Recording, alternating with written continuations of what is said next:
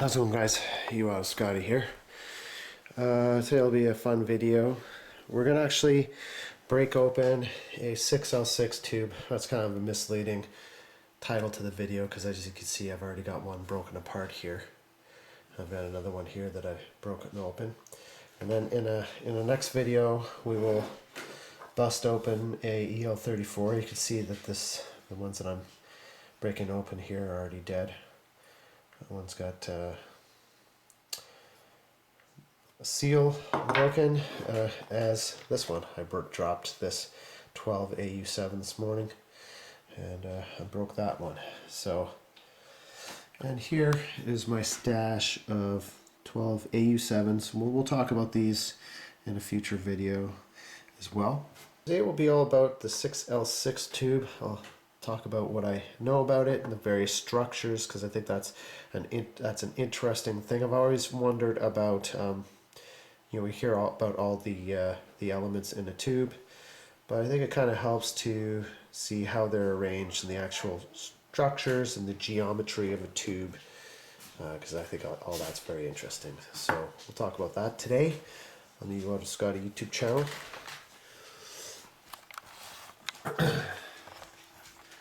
Yeah, cool. All right, let's do it.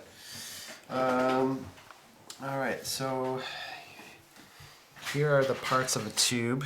This is, of course, the base, the octal base. This part here is the actual heater. This is sort of like a, is that showing up good? Yep. Yep. Are you sure? Are you sure? Mm-hmm. Yep. I think you should try and get it from the, because you're kind of blocking the light there, no? No, no. Okay, well, that little filament here, No, I'm not. that little filament here is like, it's kind of like a light bulb. You can think of it as like a light bulb. You can see it kind of wraps around a couple times. These are connected, these are spot welded actually to pins 2 and 7.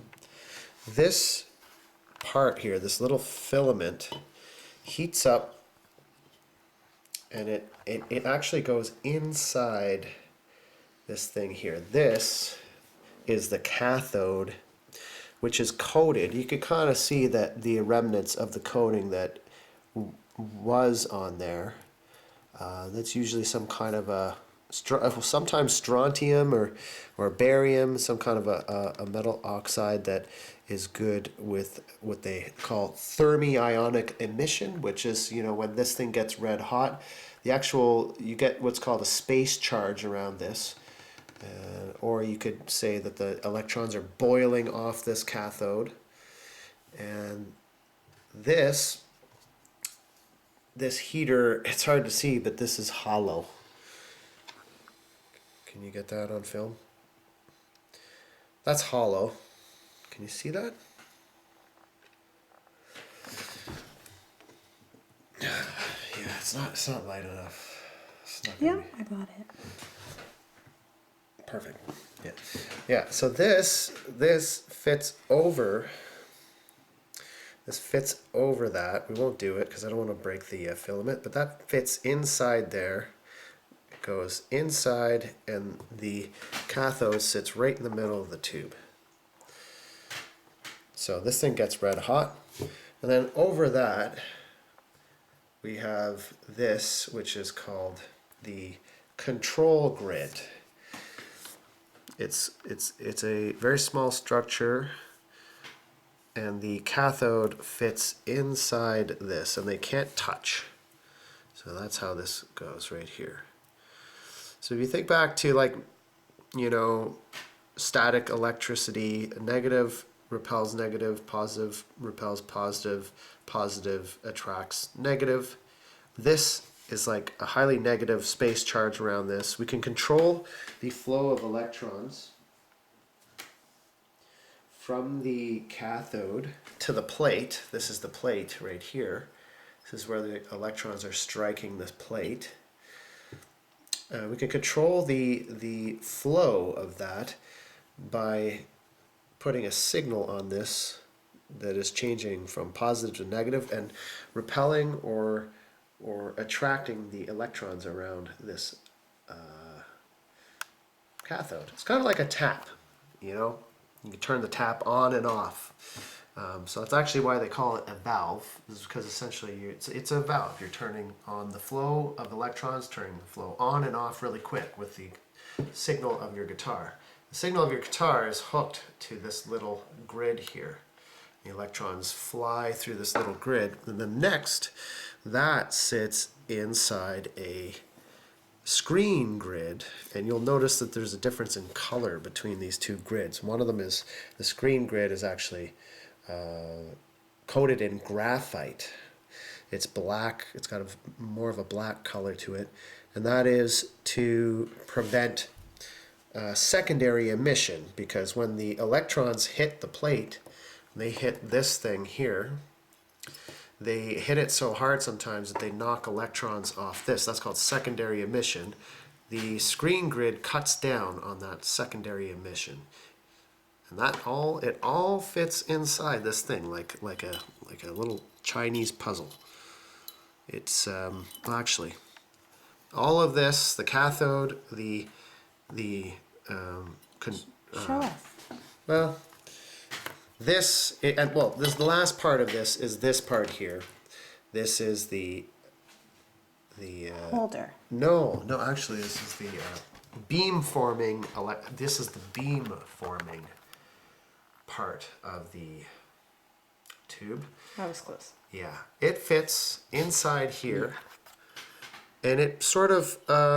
We'll look at this on Wikipedia. It sort of aims the electron flow so that they strike the plate more vigorously. And then you've got these mica holders that hold everything together, and you can see these are very precisely cut parts, and all of the elements of the tube are held firmly in place by those little shapes cut in the mica. And what we end up with is something like this. So we can see all of those parts held together. If you look closely down in there, you can see the legs of the screen grid and the control grid, and you can see the cathode in there being held together, and you can see a little connection between the cathode and the beam forming plate. You can actually, if you look through those little openings in the plate too, you can kind of see the control grid and the screen grid in there. I don't know, can you see that? Mm-hmm. Sort of, if you look through there. Yeah, you can kind of see it, right? So it's all Legs. it's all there's some other structures up top here, of course. With the mica, we've got these little springs here, and that keeps the tube centered in its glass envelope. At the top, there's two little fins here. Those are cooling fins, and they're attached to, spot welded to the screen grid. You can kind of see the little cathode. That's the top of the cathode, in between the screen grid plates there. And then we've got these two little things here. These are called the getters, because in So cute. a tube there's a vacuum. So these are vacuum tubes. That's what we call them, vacuum tubes. The electrons can flow because it is a vacuum. So all the air is evacuated out of the tube in the manufacturing process. And then the last thing that happens is you've got this glass envelope over here. We've got some little dust, metal dust that they put in there. I'm not sure what it is, but some kind of a metal dust that they use an induction heater around the glass, and it evaporates that little metal dust onto the top of the tube, and that's why you get sort of a glass mirror type finish to the top of the tube. That's the last process. What that does is it chemically combines with any oxygen or gas molecules left in here and deposits them. There's a chemical reaction that happens that makes the vacuum more pure inside this tube. So basically all tubes that's essentially how the tube is built. you know, on a schematic, we have schematic representations of all of these elements in the tube, and sometimes it's kind of hard to look at that on a schematic and, you know, really make a connection with the physical world and how this is actually all put together. But that's how it is. This is not a pentode. This is a beam-forming tetrode. The 6L6 tube. This is this was the part of the tube here that was sort of pioneered this beam-forming plate here.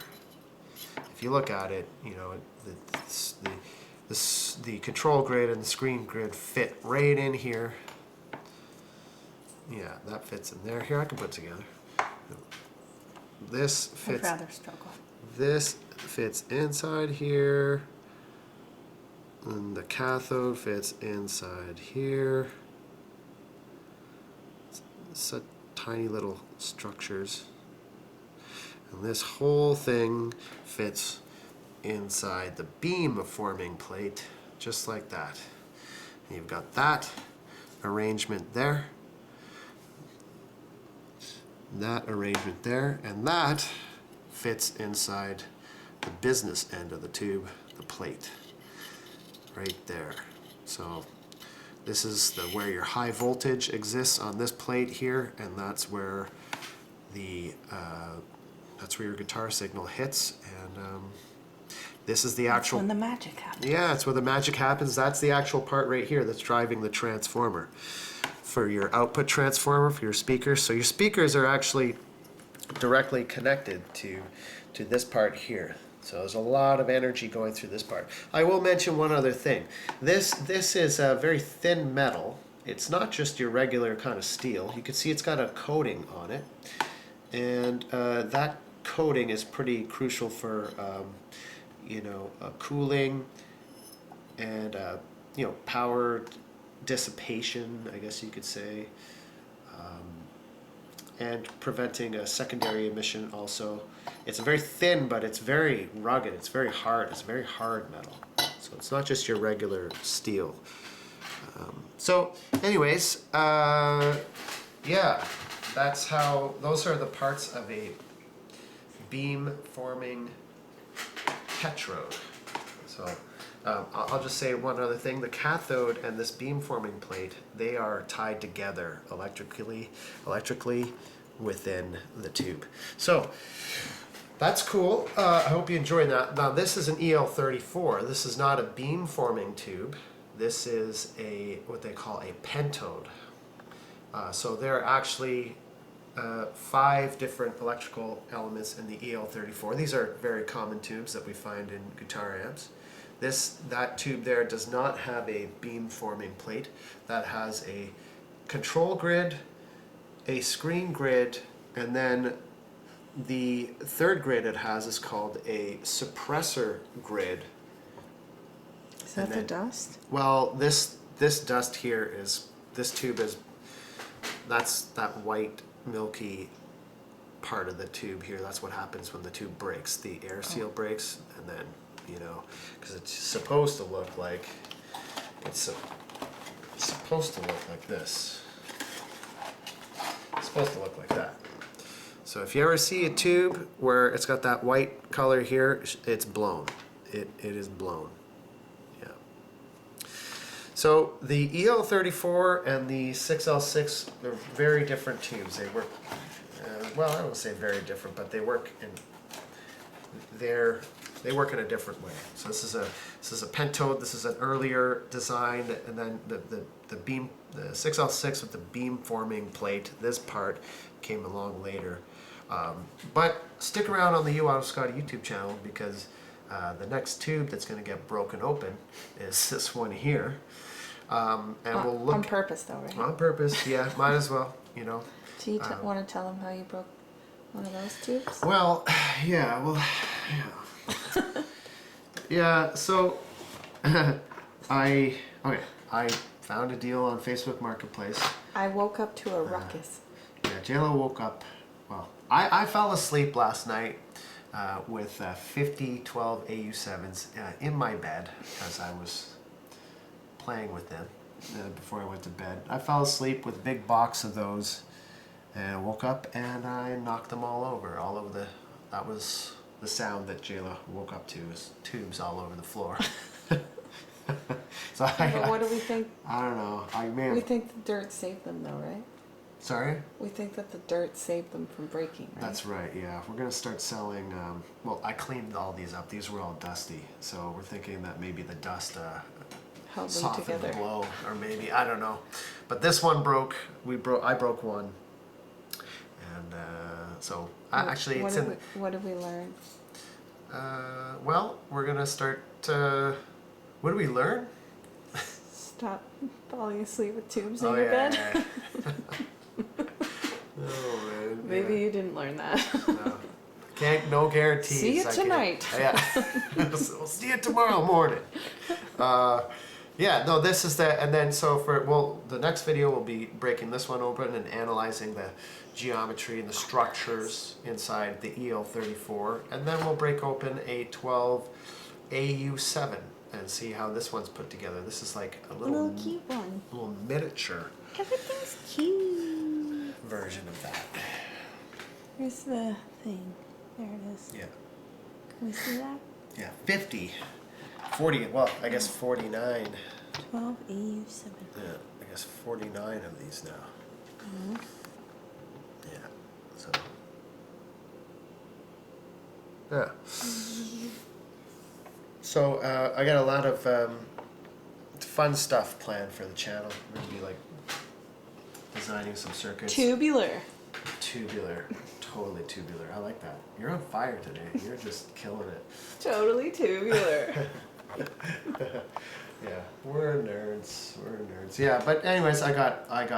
Yeah, you know what? Let's do this now. Hey, Well- this Jayla doesn't have all day. She has stuff to do, so we'll just take up maybe 3 more minutes of her time. 3 more minutes. 3 more minutes. I'm excited. I'm excited. Tubular, Zoe. Totally tubular. Yeah. Zoe's just patiently waiting to go outside. Zoe, come here. Yeah, we got Come here. Oh, there she is. electronics. There she hall. is. Oh my god, you guys.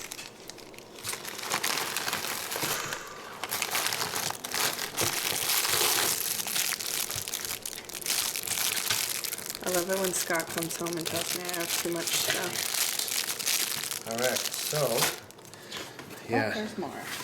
yeah. So I got a good supply of tubes now. I think Good we're supply? gonna good supply. Good supply? I think it could be better.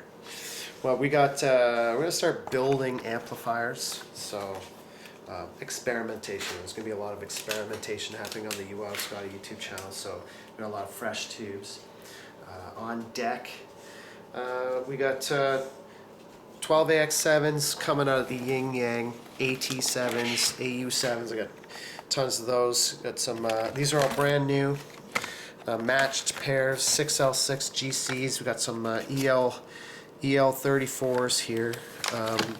EL84s. Sorry.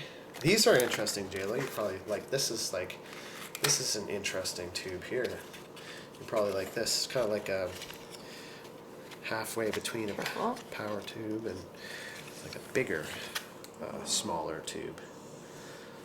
Yeah. The EL34, EL84. Sorry, that's a. It's a nice one. Oh, it's so nice. Yeah. And clean. Yeah. So we. So these aren't like bulbs that the oil from your fingers can damage it? Yeah, they are. Yeah, yeah. You got to keep them clean. Yeah, you gotta. Yeah, when you put them in an amp, you gotta make sure that there's no oil on the glass envelope.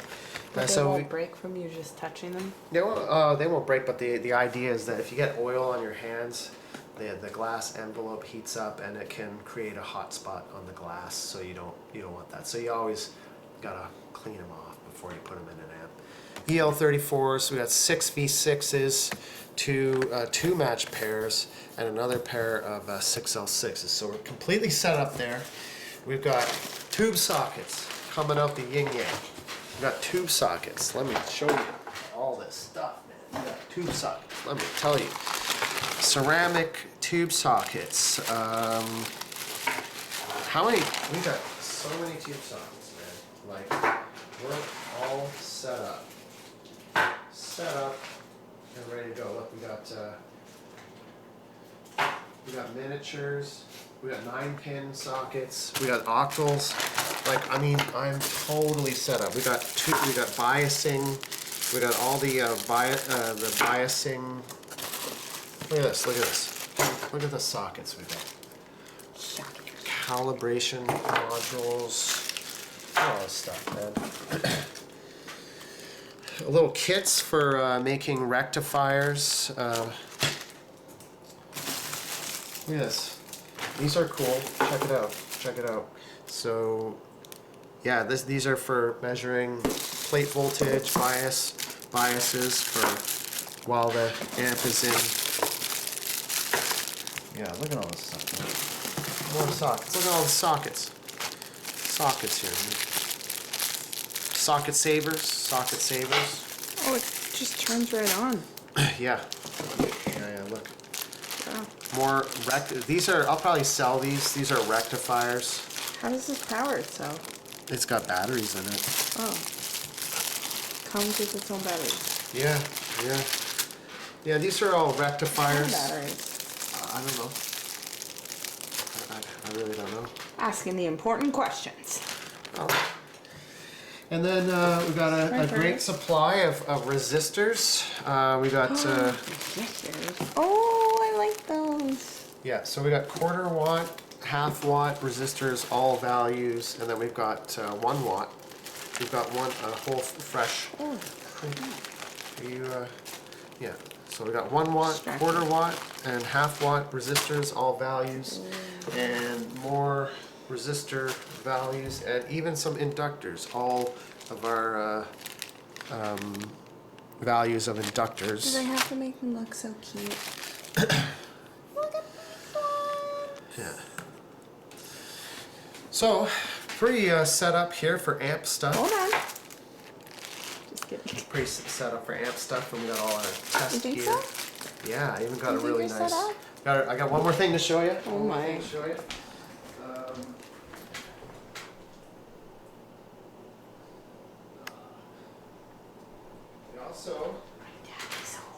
We also got a Simpson 260 Series 6P analog multimeter. This is going to be crucial for designing and making amps on the channel. This is the most desirable version of this multimeter. Takes the regular banana plugs and a battery. It's also got the circuit breaker so that if you do happen to, or so if you overload it, it'll trip. This is a classic analog multimeter, probably one of the most popular ever. It's a beautiful multimeter, probably the best ever. Yeah, so tooling up here, get the shot of all these goodies here. Look at all this. We got everything we need, man. These are cool. You can kind of We haven't moved on from the Simpson yet. Huh? We haven't moved on from the Simpson yet. It's a great. It's a really classic meter right there. You were saying? Yeah, that's a classic meter. These are great. We're gonna be able to check tube biases and plate voltages and everything just by you put this in, and then you've got the little jack here. You plug it into the meter. So look at all the sockets. Look at it. We're all set up. The only thing I don't really have is a good supply of caps, but hey, we're getting there. So a lot of things planned for the UOttawaScotty YouTube channel with regards to this latest electronics haul. So yeah, there's probably easily 100 sockets here. 9-pin on octal sockets. 9-pin octal socket. Look at all the sockets. Tons of them. 9-in. So much stuff. Those are solid state rectifiers for, let's say, if you've got a 5 or like a tube rectifier. You could just take the tube out and plug one of these in, and these have like a little circuit in there that bypasses the tube. Diodes. Anyways, we'll end the video there. And yeah, so a lot of cool stuff here on the channel, in the works. Super stoked. Spending probably a little too much money maybe. How much are you spending? It's like, it's not a lot. It's not a lot. It's just like, yeah, we'll end the video. And on that note, Yeah, so. no more questions. Yeah. We're not taking any more questions at this time. And we're done. And cut. Yeah, And so. we'll take your $100 and we'll invest it in sockets, and it's gone. Yeah. And it's gone, yeah. See you next time. Yeah, see you next time. So I just, a little quick update. Thanks to Jayla for holding the camera. That's cool. I like that. Should have to do that more often. Yeah, I like that. So anyways, thanks Jayla for filming. I really appreciate that. You're welcome. It's fun. It's way more fun when you're involved. So I love it. I love that. Everybody What say about hi. Zoe? Helping out as usual. Star of the show. Is Daddy a hoarder?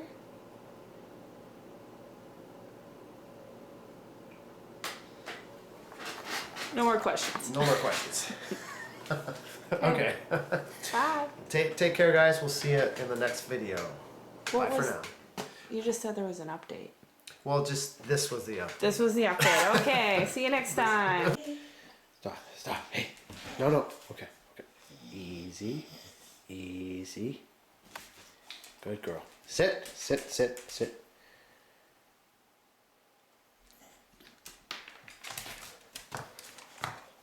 Oh, who's a good girl? That's it. It's okay. No more.